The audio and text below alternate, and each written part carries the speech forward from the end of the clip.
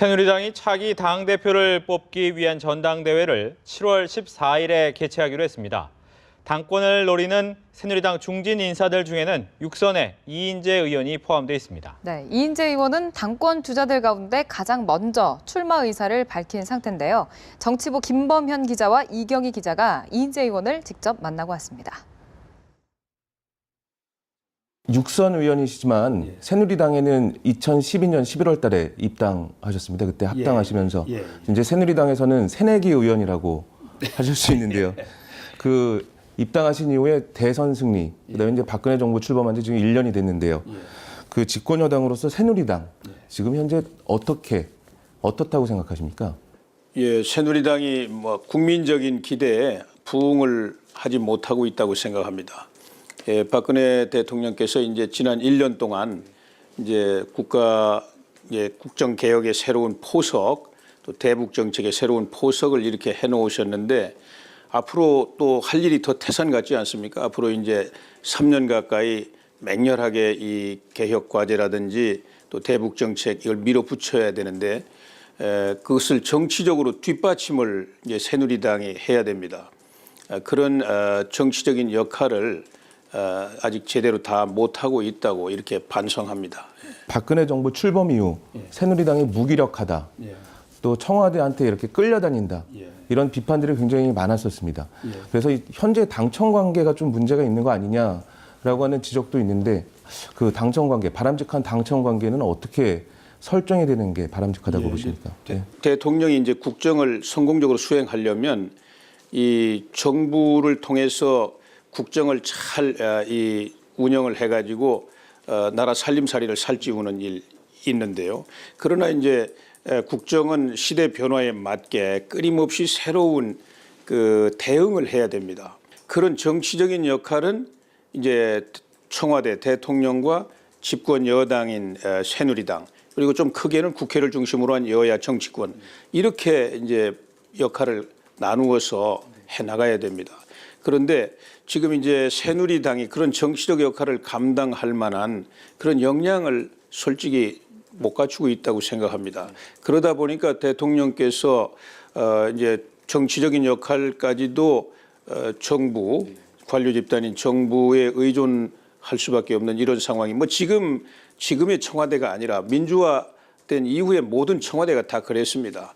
그래서 이번 이제 새누리당이 전당대회를 통해서 정치적 역량을 강화해가지고 야당과 함께 대통령의 국정 수행에 관한 정치적 역할은 여기서 충분히 소화하고 감당해야 된다. 이렇게 생각합니다. 의원님께서 최근에 언론 인터뷰라든가 이런 데 통해서는 강력한 여당, 그 국정을 주도하는 새누리당 이런 거를 강조하시면서 사실상 당권 도전 의지를 밝히셨습니다. 이제 당권 도전으로 방향을 잡으신 이유가 뭔지 좀 궁금합니다. 저는 끊임없이 일선에서 제 손발에 흙을 묻히고 또 땀을 흘리면서 뭔가를 만들어내는 이런 역할을 해온 사람이고요. 지금 우리 정치가 당면하고 있는 많은 문제 있습니다.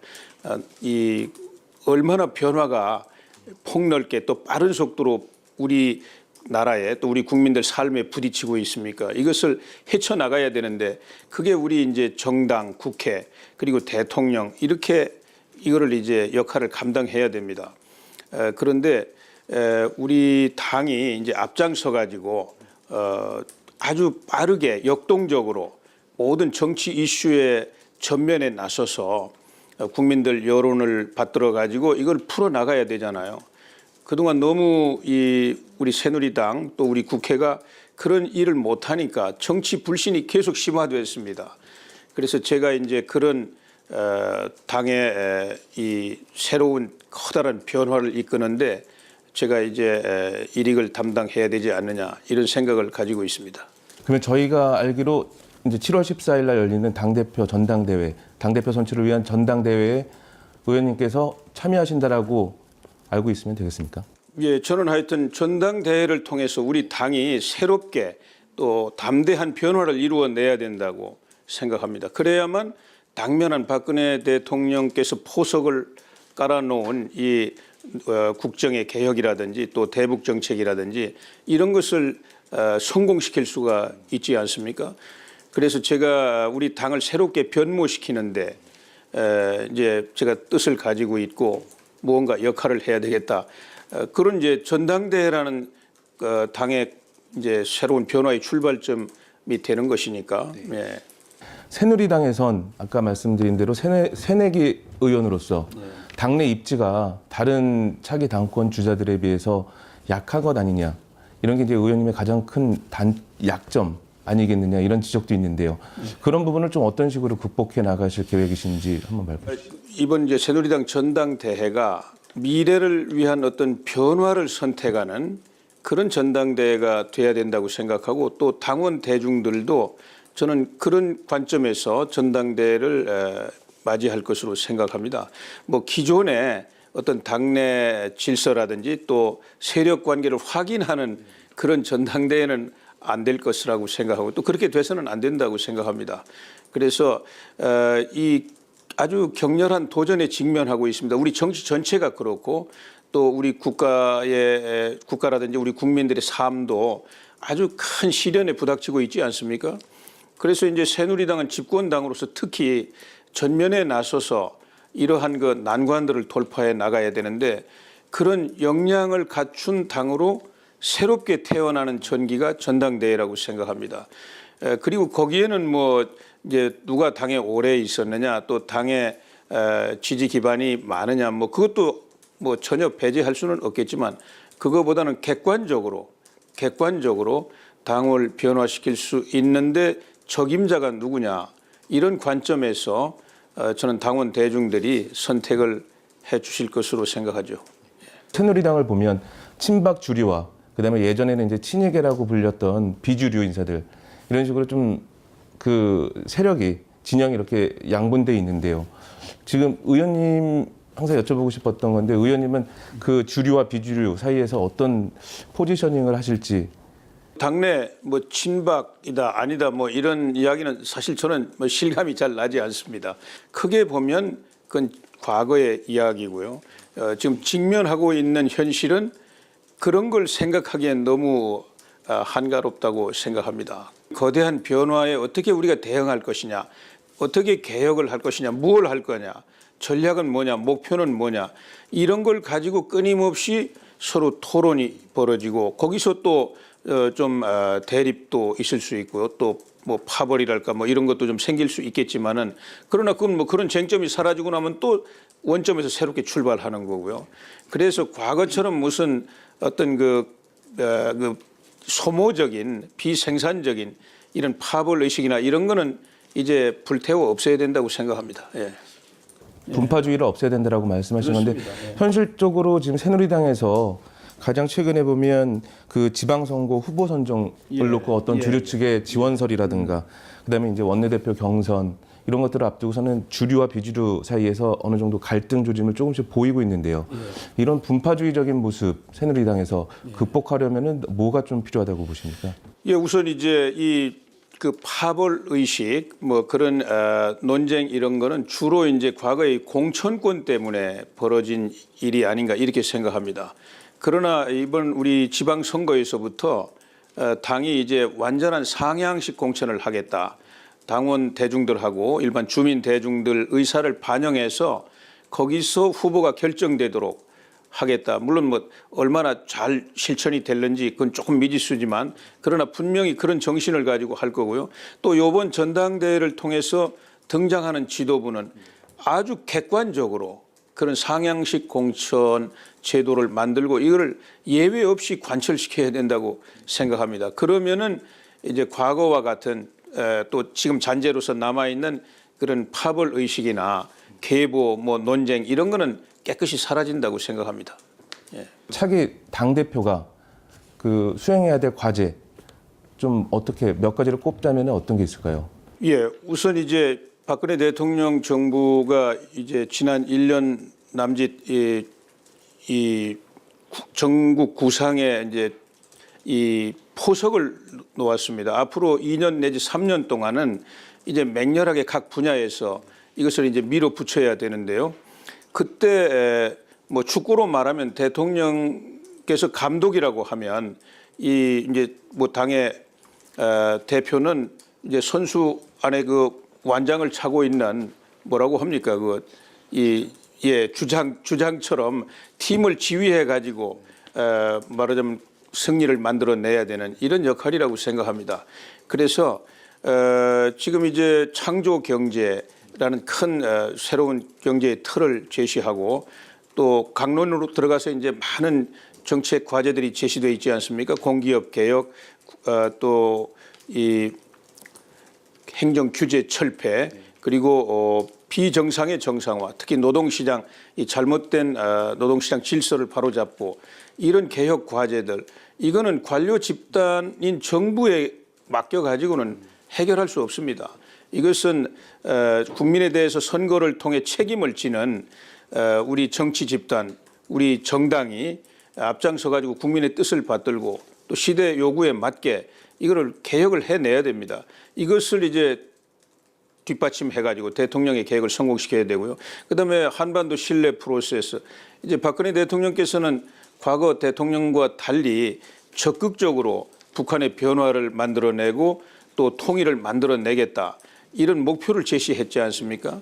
이것은 현상을 유지 관리하는 데는 익숙할지 모르지만 새로운 돌파구를 만드는 데는 거의 정부의 역할은 그리 크지 않다고 생각합니다. 이것은 대통령의 뜻을 받들어서 우리 새누리당이 앞장서 가지고 새로운 돌파구를 만들어내야만 통일 기반 조성도 큰 성과를 이루어낼 수 있다고 생각합니다. 앞으로는 전당대회 룰. 현재는 선거인단 70% 그리고 여론조사 30%로 당대표를 선출하게 되어 있는데요.